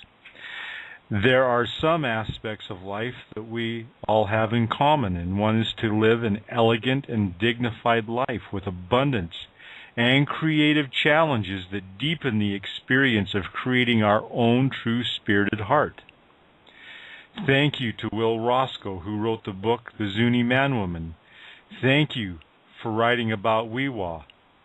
I've had to build my own road on what it is to be a two-spirit. Thank you, Wiwa, for the life that you have lived as written by Will Roscoe. Wiwa, I have been to the Zuni reservation where you once lived. I find peace in searching for myself through and where you once lived. We all have an effect on one another regardless of the timeline. We all have our roads and pathways to walk down. Each fork in the road creates a new decision. Each new decision creates more possibilities. We will always be in the mode of creation, creating the weave of life with Divine Mother, the one that gave us life. I am a two-spirit. I walk and talk that life as best I can. It is my prayer that all genders walk their walk with as much dignity and elegance as possible. We all have a lot to offer to this world. First, we should offer to our own self first. Then we can share in the abundance that is life. And that abundance is the sacred tree of life. I am a two-spirit. In that essence, it is one of my life purposes to protect the very essence of life. To protect the tree of life. I protect my mother. I protect all life. As a two-spirit, I am honored to be in the shadow of our mother, the one who stepped from the sacred tree of life. Beautiful. Thank you. Absolutely. Beautiful. Yes. I love the part about the creative too. No, totally. Yeah, Denise, that's exactly what we're speaking of. And we do have Lucas joining us. Tony, you want to do the intros? Yeah, we've got Lucas from the UK joining us, and I'm looking forward to saying hello to Lucas. You there, mate? Hi, can you hear me? Yeah, there he is. How are you? Hi, yeah, fine, yeah. I didn't realise the show was on tonight, so... Well, it was a little short notice, Lucas. Sorry about that, my friend. I just kind of decided yesterday I'm going to do this, so there you go. Yeah, no, that's cool. Yeah, that's cool. Yeah. I have no idea what you've been talking about, so... Oh, we're just talking about, as I like to refer to myself, the free key of nature. Freaks, right? Free key. We are the freedom key.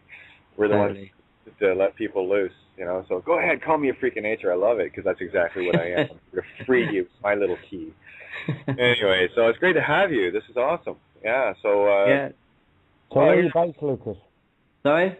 Where are you based? At the moment, I'm at a friend's house in Shoreham, down near Brighton, but I'm up at Guildford. Yeah. Yeah. Oh. Yeah, my cousin used to live in Lewis. All right. Yeah, not too far from Brighton, so I know the area you're in. I've been there. Yeah, cool. Yeah. See, we've actually been within walking range of each other at some point on. Wow, imagine that, eh? Isn't that funny? Well, I was born in Belfast, so I wasn't that far away to begin with, Totally. So there you go. But yeah, if you guys are into it, here's the thing. I want to keep doing this show. I haven't come up with a title yet. I was thinking of outside the box, somewhere over the rainbow. Just something. that I do want to focus on this and dedicate a night. I'm not sure what night, but I'll have to talk to Deatra about that and see what's good for her. But I would love to be doing a show like this once a week to bring all of us together. And I need a little help if you guys would be into that. Yeah, sure. I would love to, and where I'm available, yes. Exactly, because the thing is, yeah, I have no problems doing it. It's I just do a lot of radio all week, and I just want more people involved, you know. And I want to hear other people's perspectives, because that's where I learn. That's where I get my experience from, and that's where I get to share my mirror. I don't have to be part of the I lose shun, you know. It's where we kind of get to gather together and you know, share our stories.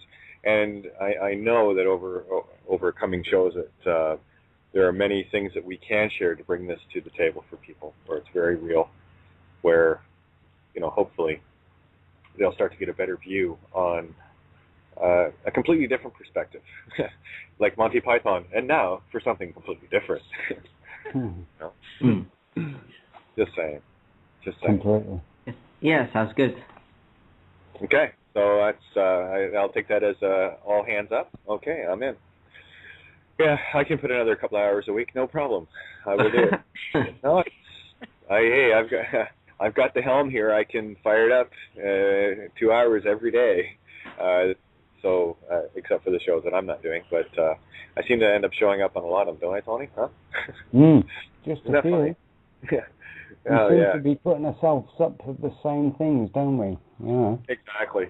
And just so everyone knows, because now it's indelibly etched into my psyche, I'll be joining Tony every Friday from 5 to 7 p.m. Eastern Standard, which is 8 to 10 p.m. Greenwich Mean Time, on Cosmic Blueprint show that he does with These Changing Times, TCT Radio, These Changing Times Radio.name.com. So now it's in my psyche. See, Tony? See how that works? Yeah, brilliant. It only took you about 6 weeks. Well, I wasn't sure if you wanted me there all the time. I just felt like I was just showing up and being a guest, you know. Well, this is it, you know. Got to keep it formal, haven't we? Oh yeah, it keeps me running. At least I know what I'm working around, so it's all good. It's all good. But yeah, and I know that there's a lot of communities out there, so I will ask for all your help in making what will be our collective communal show for everyone within our own communities, to make it known to them that they have a voice, and they have a very loud voice. They have a louder voice than they can imagine. And I just want to be able to let them be heard. I want to know their stories. I want the world to know their stories, because the world needs to hear everyone's perspective. Can I share this with you? You speared this with what you're talking. Mm-hmm. As you're saying, you know, I'd like to see all of us get together. I don't know what the timeline was. A few years ago, maybe 7, 8 years ago, I'm assisting this course on the power of intuition with Hannah Laura, and we're to bring a rock in and do a divination with this rock. This rock that I brought in told me to take my flute wherever I go, and it's traveled with me wherever I go. And I am to play on the mountainsides, the hillsides, by the rivers, wherever I am to play my flute and talk to people. And I'm going, now how on earth am I going to get around the world?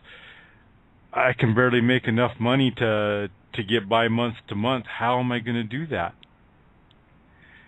And as you're sitting here talking about this show, it just popped up in front of me.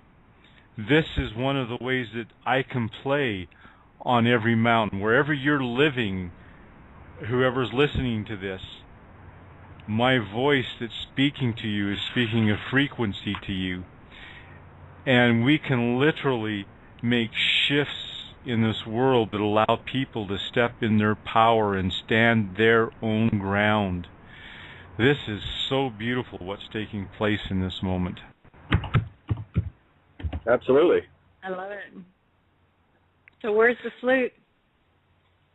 I want to hear it. Yeah, there you go. Someone already nailed it before I did. I knew it happened. So. There we go. Go ahead. Give us a tune. Give us a Well, tune. you go to.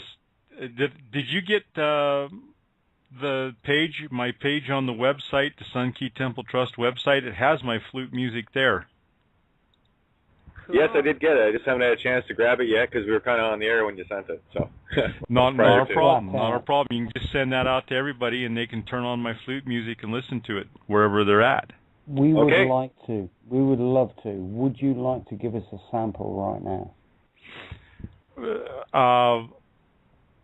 I don't have my flute in front of me, and I don't know how to get this website up on. Okay. While I'm talking. Oh, someone's going to help me with this. Cool. It's already on the site there. Okay. Well, what do you like to do? I think somebody's wanting to hear some music. Oh. Correct? I do. Yes. Uh-huh. And so. Yeah, that'd be beautiful.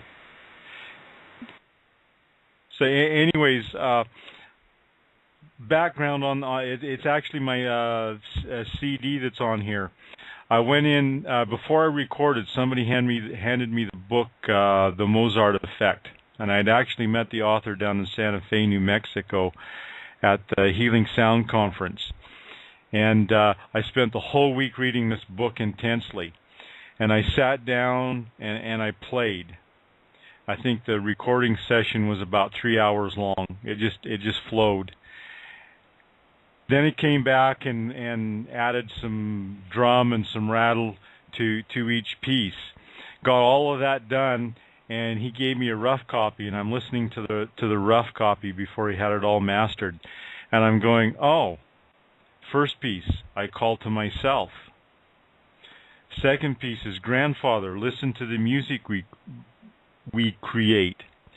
Third piece, I'm listening to it. It's not always easy. It is worth it. And then the fourth piece was human synthesis, because I can make my flute sound like a didgeridoo, so I called that the human synthesis. And then the next piece, there is light. I am music. And the next piece was I relax into creator's thoughts. And the next piece was I'm listening to it. I now empower myself. And the last piece was I now play with love in my heart.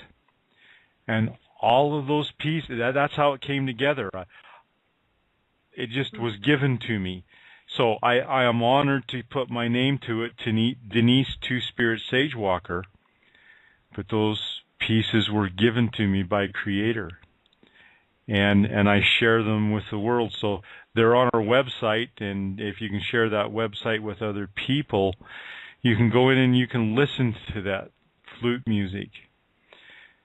And I had been playing the flute for almost 2 years, and I went into a recording session, and the fellow played back the first piece that I played, and it was in that moment I went, oh, this is what people are talking about, because everyone would go, whoa, wow. It's really different when you're behind the flute as opposed to when you're out in the front listening to it. And it was just an amazing experience to go, oh, wow, this is what they're talking about. I really like this. Exactly. And I will mention, not to rush you, Denise, we only have 12 minutes left. And I also wanted to let you know that the first instrument I learned to play self-taught was penny whistle, so I speak flute fluently. So we can jam. Yeah, I just got a flute myself. There you go. Look at that. So one aspect, I was asked to come in and teach flute to some native people, young people, in their early 20s. And the person that ordered the flutes and just got some $25 flutes that were really, really rough.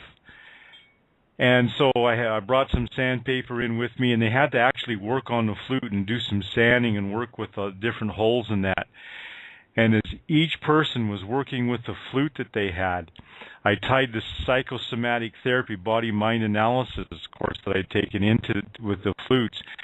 And as they were working with the flute, I was telling, so this is what's going on with this flute. This flute is talking to you about this on this particular level in your life. And I went to each of these students and going into some real depth. And it was so interesting to see how, as they learned more about themselves, they started playing the flute and putting so much more into it, and so much more was coming out. And it was like, wow, this is amazing.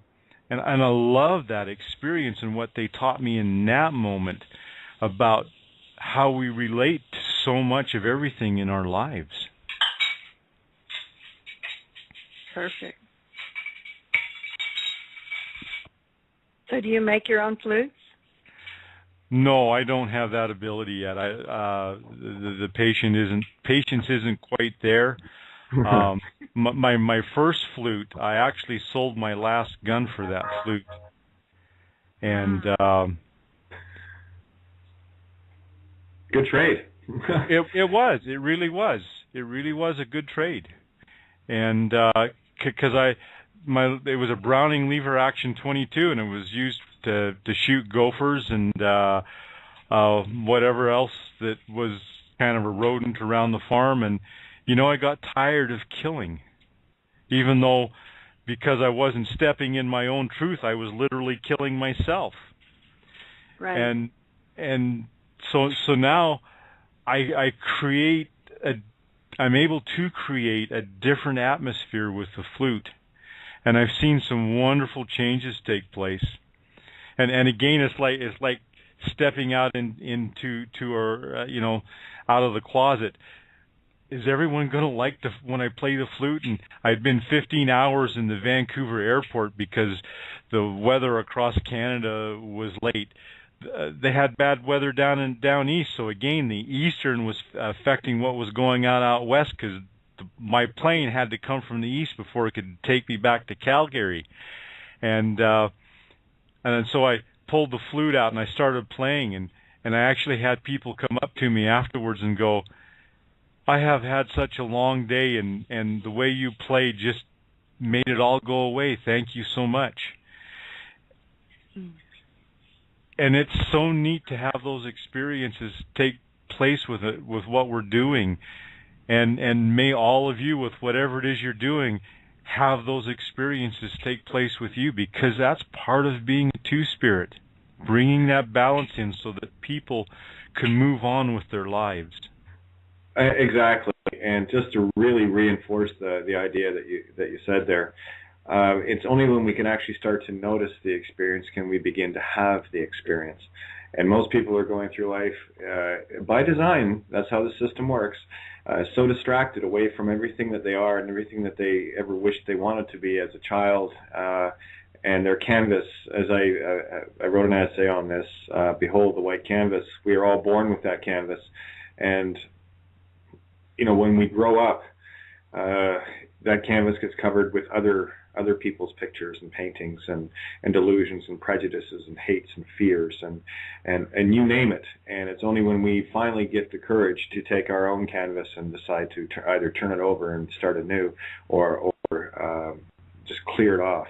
I chose to clear mine off. I took a flamethrower sandblaster to it because I wanted to experience things in my reality, not the reality that was put upon me by another's ideology, or because of some religiocosus thing that got brought up, or because of some political belief or whatever. And that was a very, very conscious decision on my part to say, no, I'm going to have my canvas now, and I am going to wipe everything off, and I'm going to look at everything from the balanced, non-judgmental, is it something I would do or something I wouldn't do perspective. And boy, what a paradigm shift that was. Yeah, it is. Absolutely. Yeah. So, yes. You're absolutely correct with what you said. The only problem is I think and feel that people need to understand what the canvas is. And that's the problem. It's the conditioning programs. They need to remove them all before they discover they have a canvas, Well, they got televisions, mothers put their children in front of televisions. Kids spend more time in front of televisions than they do with their mothers. So who is the teacher? Who is the teacher of our societies? Where Right. people get these ideas, you know? I mean, it's not the mother. Kids spend more time in front of those TVs than with anything, and it's disgusting. Yeah. And people wonder where the program comes from. Well, there it is. Turn the box off and get outside of that box. Well, it's all just right out in front of our face if we just have the eyes to see it. And fortunately, many are still living behind the veil. Well, we're going to rip them out from behind that veil because we ripped the veil down. And it's going to be shows like this and all other versions, special edition of Outside the Box or whatever, and everything that other shows that Tony is doing and Santo and everyone. It's like when we bring Peter onto the show and Diatra and the list goes on and on and on. Everyone is making that beautiful conscious effort to change their world, and in doing so, I get the joy of watching my own world change into something that I've always envisioned. And this is where this team play comes in, and where we have, and I do put this out to the Two Spirits, we do have a greater responsibility to be that role, where we get to show others how to confront the fear within ourselves. We've spent a lifetime in the hidden terror of the mirror. But we were also given the gift of being able to see the other side of it. So in the curse comes the blessing, and in the blessing comes the curse. Everything is good and evil. This was the biggest lesson for me in my ability to observe and then experience that observation. And when we decide to stand in our own truth, it's a scary place to be. It's that first ride on the roller coaster. Okay, but when you ride the coaster long enough, it's when you put the clip-ons on, and it's that first time you put the heels on. Okay, I'm talking to Denise here and Karina.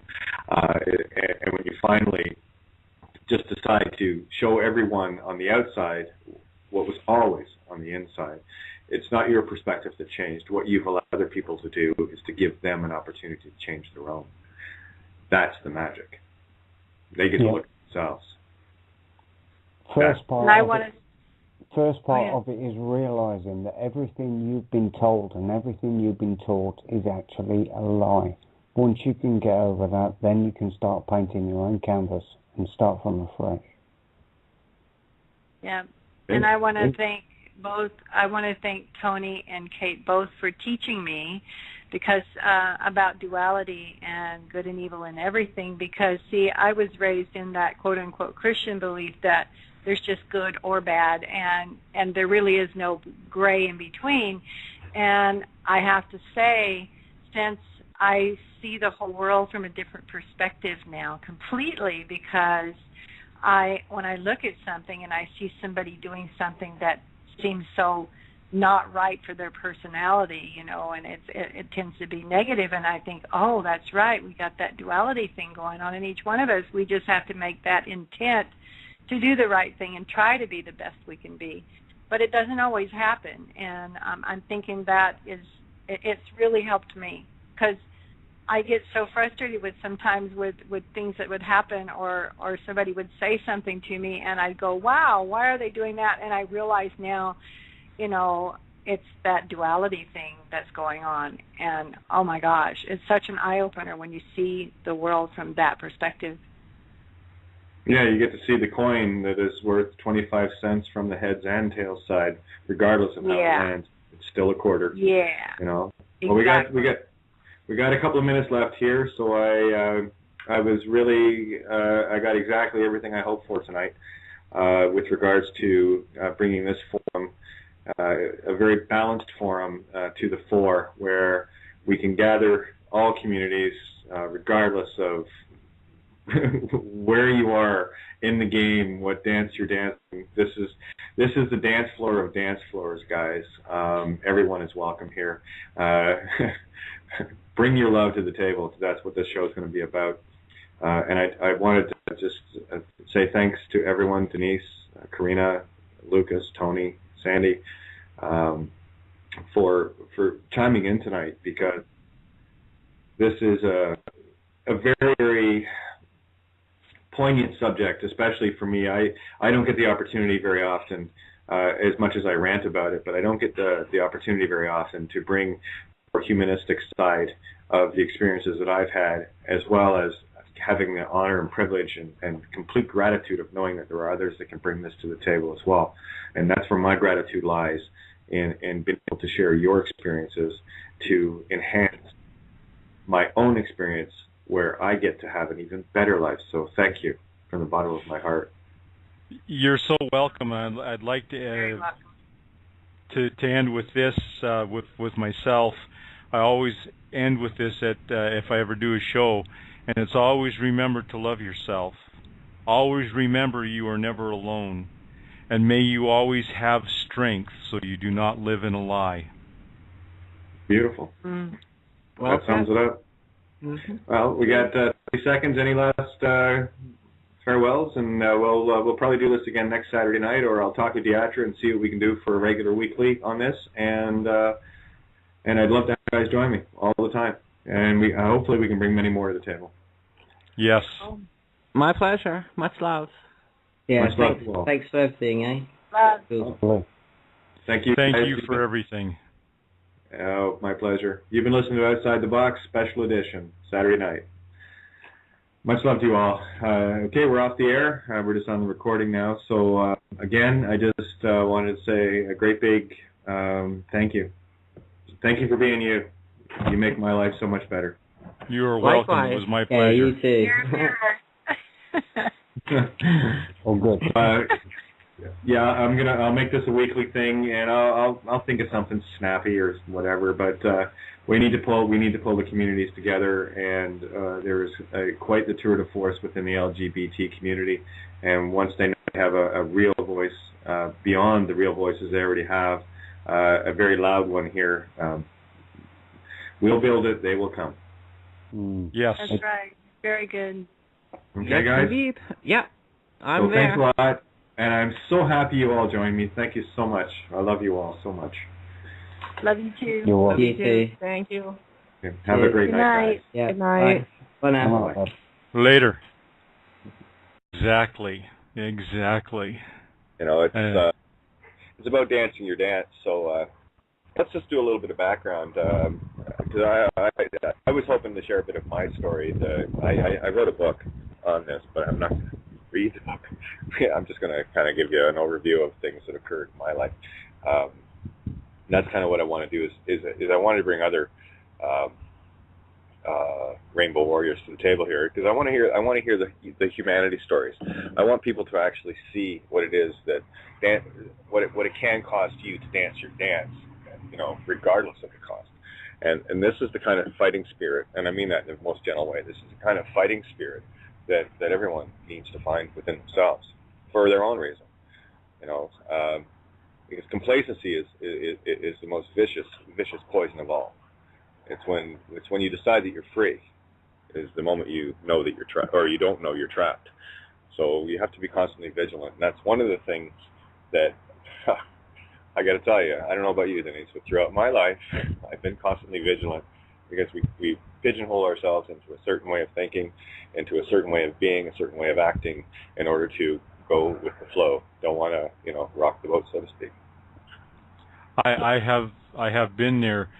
Being raised in southern Alberta, in the Mormon country, and raised Mormon, and always being aware of what was going on around me on one level or another, because when you're a year and a half old and we are listening to the conversations of the adults in our lives, and we understand what they're saying, we also understand what's going on within inside us, but we haven't got that ability to speak it properly. And we have to act everything out at that age. And so we're literally on a stage at that age in our lives. Everyone is. And so I knew who I was, but I didn't have, you call them labels, I call them terminologies. And I remember, you know, always wanting to be in my mom's closet and being given a licking because I got in the closet, but that's where I wanted to be. I remember 2 years old when I got my first doll and how excited I was.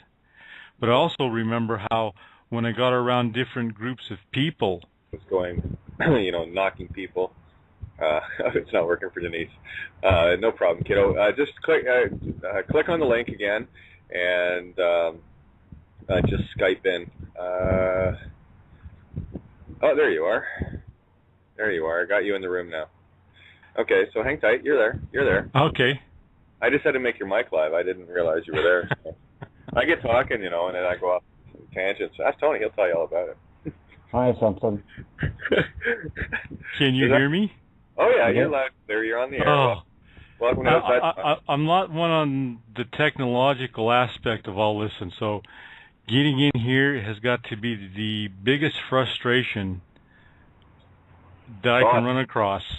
Because doing shows, everything has to run somewhat smoothly, and getting started is smooth, and it doesn't work for me. All the shows I've done on this blog talk is like, and then I finally get in there, and then it flows.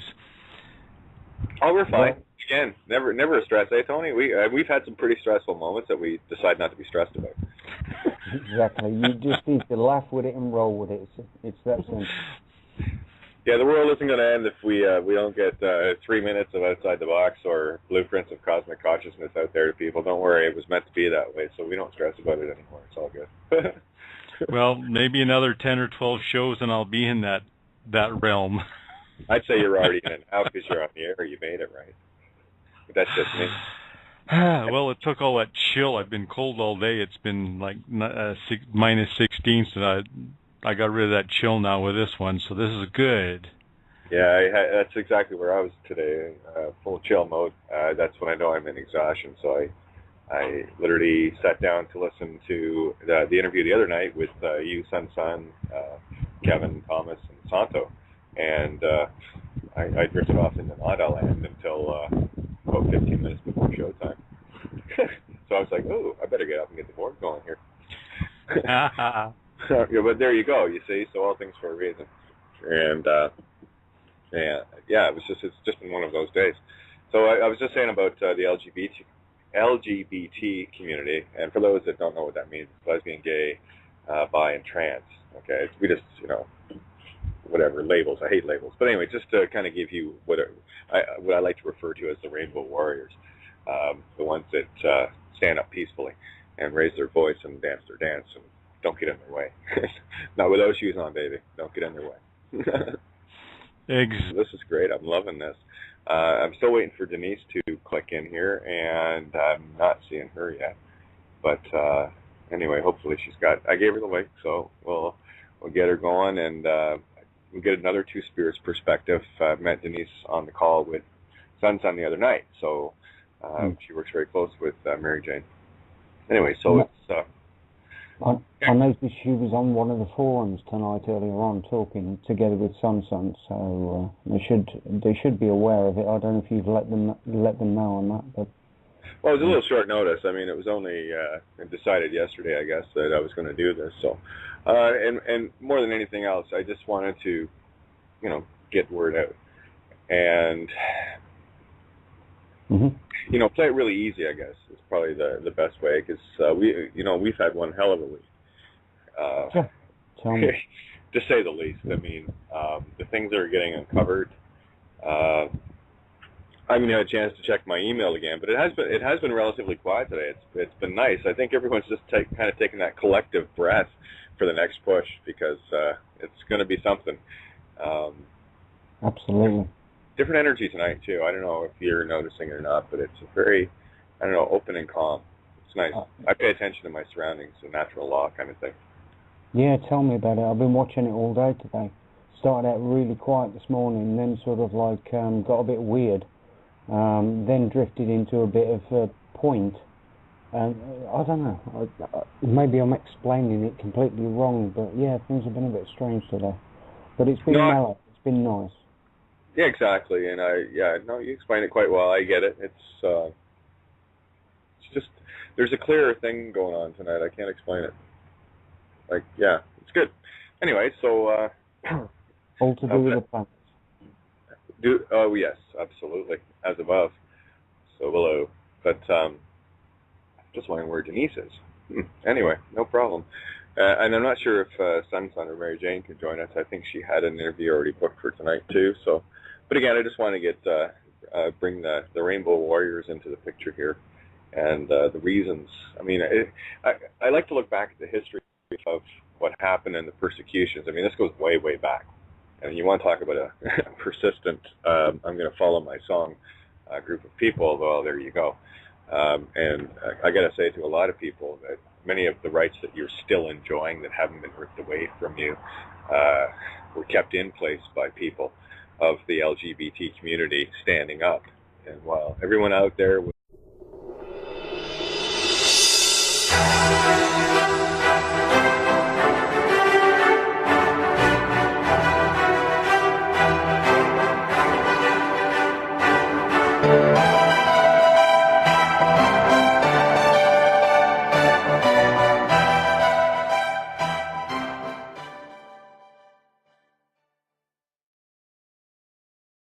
Hey, good evening, and welcome to Outside the Box, another special edition, and this one's going to be special, I promise.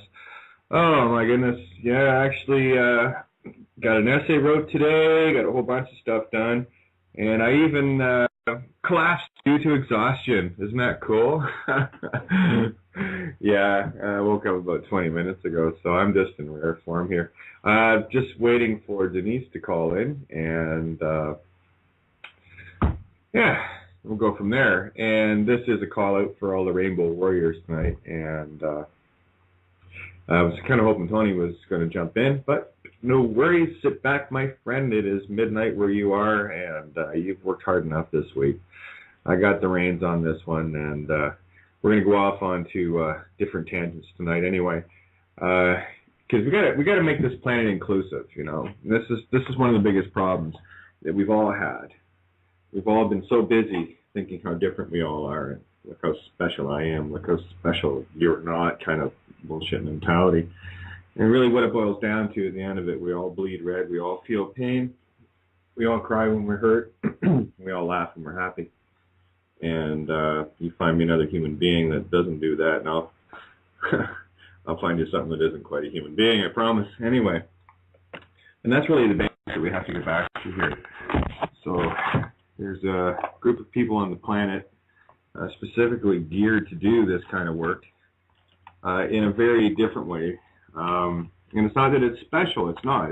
This is, and I really need to get this across to people because too often I've heard, these different special interest groups, and they all crying, the blues for. There's Tony. I'll bring him in.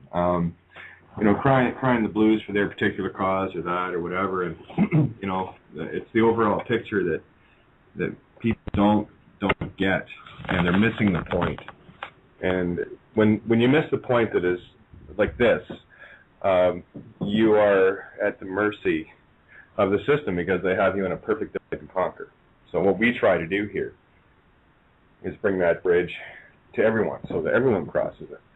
So tonight I wanted to focus a bit more on the nature of being that I am, and to bring in the LGBT community, because it's a particularly open-minded group, more open-minded than most would have to say, and that's exactly what we all need to do.